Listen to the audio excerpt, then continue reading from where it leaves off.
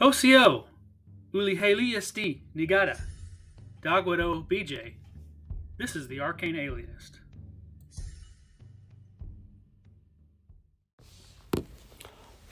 Hey everybody, hey, I'm back with another episode for Native American Heritage Month. Normally we talk about role-playing games on the show, but I wanted to do a short episode here for the week of Thanksgiving. Happy Thanksgiving, everybody. Anyway, by the way. But I wanted to talk a little bit, just briefly, about a comic book series called The Bobcat. And this is by a creator from here in Oklahoma, James Hostler. The Bobcat is it's a kind of a blending of a lot of genres. It's got Western, steampunk, fantasy, sci-fi, but it's all set in Indian Territory, 1898, in the town of Tahlequah, which is the capital of the Cherokee Nation. I lived in Tahlequah for about 12 years. I don't live there anymore, but I grew up, just about 20 miles or so from Tahlequah. So it was interesting to read this comic book and see depictions of places down to buildings that I've been in that have been there since the 1890s or earlier, that are still there and in use either as historical sites or even as functional office spaces that the Cherokee Nation still uses for some of its governmental functions. So that was really cool to see depictions and references to places there that are kind of I've been around my whole life. It's a pretty neat comic book series. He's only got 5 issues out, and I if I'd have planned a little better, I might have tried to get a hold of him to be interviewed, and maybe I'll do that some other time. But when I talked to him at a local comic book convention earlier this summer, he had mentioned that part of the reason we've only got 5 issues out is he's trying to find a new distributor. The distributor he's been working with, I think he indicated there was maybe some, I don't know if there was some interest in doing an animated series or other adaptations, or if he's just trying to lay the foundation in case someone is interested in that, and they weren't giving him really good guidance or seemed to be kind of doing that for him. So because it's a creator-owned property, he's looking for a new distributor, and that's why we've only got 5 issues out so far. But you can get the issues through his website, thebobcat.net, and I'll put a link in the show description. It's kind of cool to, if you're not familiar with the history of Indian Territory, of the Cherokee Nation, or the culture and folklore of the Cherokee Nation, there may be some things that even I had to go, wait a minute, that looks kind of familiar. I need to go Google that and make sure that I'm recognizing what I think I'm recognizing. But he incorporates some Cherokee culture and Cherokee language into the story, and I've seen even in the first 5 issues include some historical figures show up, including Jim Thorpe,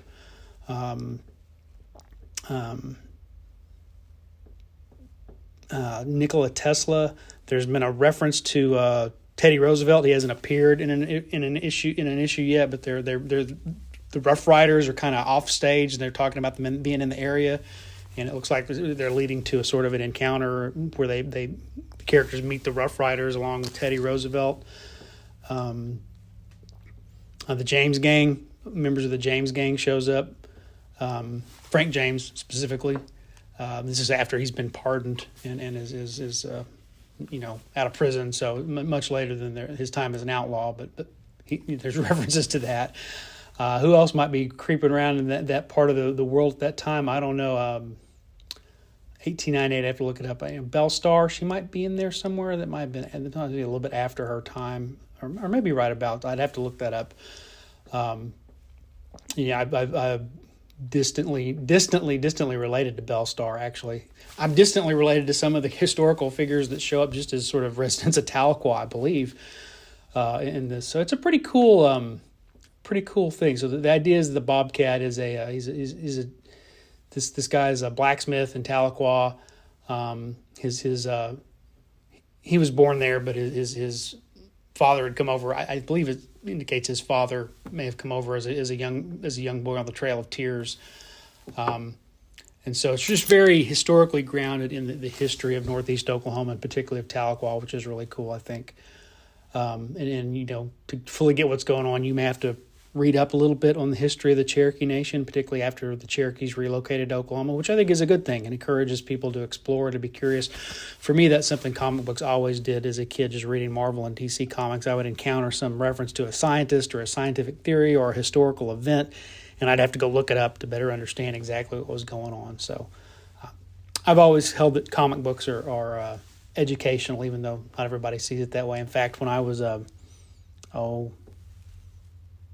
maybe 11 or 12 years old, I was sitting in my grandmother's house reading a comic book. And my grandmother's aunt, would have been my great-great-aunt, had come for a visit, and she came in and she saw me reading that, and she said, you know, young man, if all you ever do is read comic books, you'll never be a doctor. She wrote me. She lived long enough to the day I graduated from graduate school, and she wrote me an apology letter saying, "I guess you are a doctor, right?"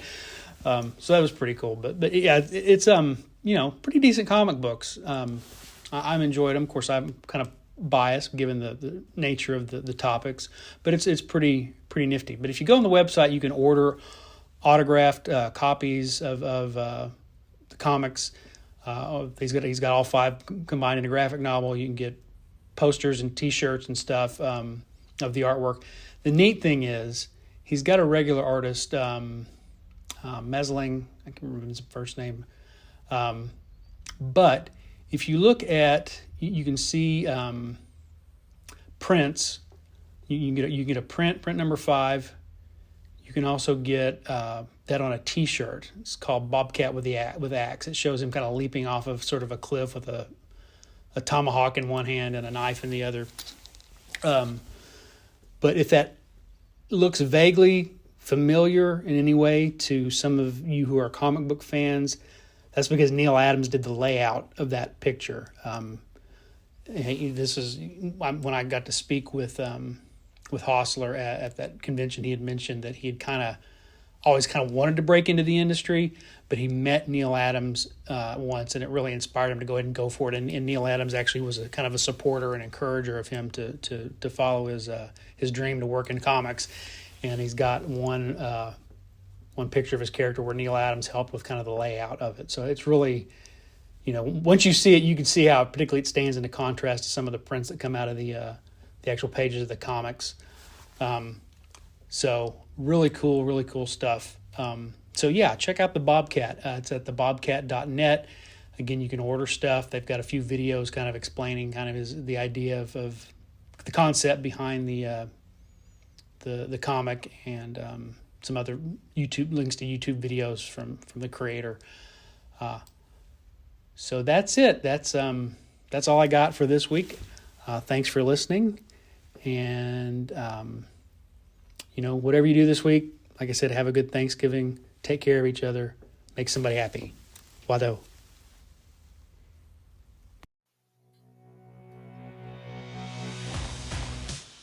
Thanks for listening to the Arcane Alienist podcast. The music you're hearing is Come and Get It by Scott Holmes Music. The cover art is by Dave Bone. Be sure to check out his stuff at ironseer.com. You can leave me a message. I have my SpeakPipe account linked to the show description. You can also send me an email at arcane.alienist@gmail.com. Just embed a voice memo, or I'll just read the text to your email during a future episode. Once again, thanks so much for listening.